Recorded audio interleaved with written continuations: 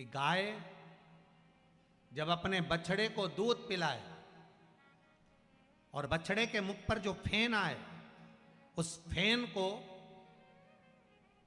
अमावस्या के दिन दोपहर में 12 बजे चम्मच में लेकर जो बच्चा चिड़चिड़ करता हो या पढ़ाई में मन नहीं लगता हो या दिमाग थोड़ा सा कमजोर हो, डॉक्टर के इसका विवेक काम नहीं कर रहा, बुद्धि काम नहीं कर रही है, उस बच्चे को 2 या 3 अमावस्या गाय जब बछड़े को दूध पिलाए, बछड़े के मुंह पर जो फेन आता है वो फेन उस बच्चे को पिला दिया जाए तो बच्चा विद्वान होता है, उसका विवेक काम करना प्रबल हो जाता है।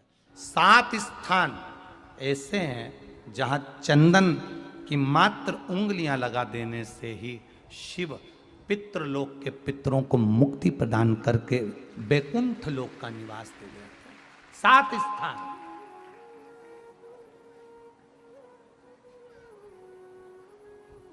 और वो 7 स्थान जो चंदन के बताए गए, पहला भगवान देवाधिदेव महादेव के शिवलिंग पर चंदन का लेपन। समझ लेना जरा बहुत अच्छे से।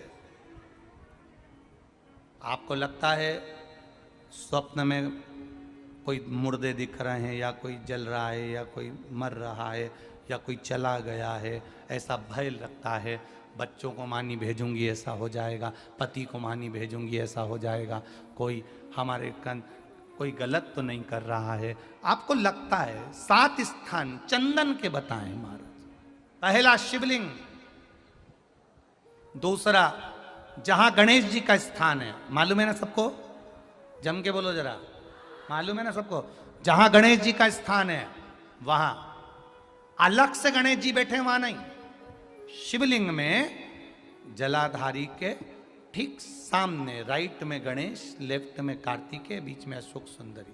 तो पहला चंदन बाबा के शिवलिंग पर, दूसरा गणेश जी पर चंदन की उंगली, तीसरा षडानंद कार्तिकेय पर चंदन की उंगली, चौथा अशोक सुंदरी पर चंदन की उंगली, पांचवा जलाधारी पर चंदन की उंगली, छठा जो शिवलिंग का जल बह रहा है इसके ठीक विपरीत की ओर चंदन की उंगली, और 7वां चंदन नंदी के मस्तक के ऊपर जो 2 सींग लगे रहते हैं उस पर चंदन की उंगली।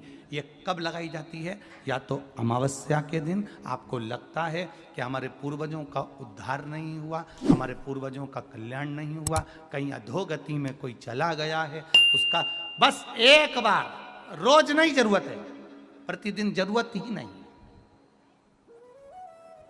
महीने में एक बार अगर अमावस्या के दिन भी आपने चंदन के थोड़ा सा चंदन अगर मेरे देवाधिदेव महादेव को 7 स्थान पर समर्पित किया है।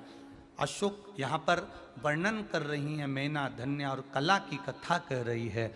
तीनों ने सनकादि ऋषियों से मांगा। चंदन भगवान को अति प्रिय होता है और चंदन ही एक ऐसा होता है जो पितरों को भी प्रिय होता है, जिसका स्पर्श मात्र लगने से पूर्वजों का कल्याण हो जाता है। वो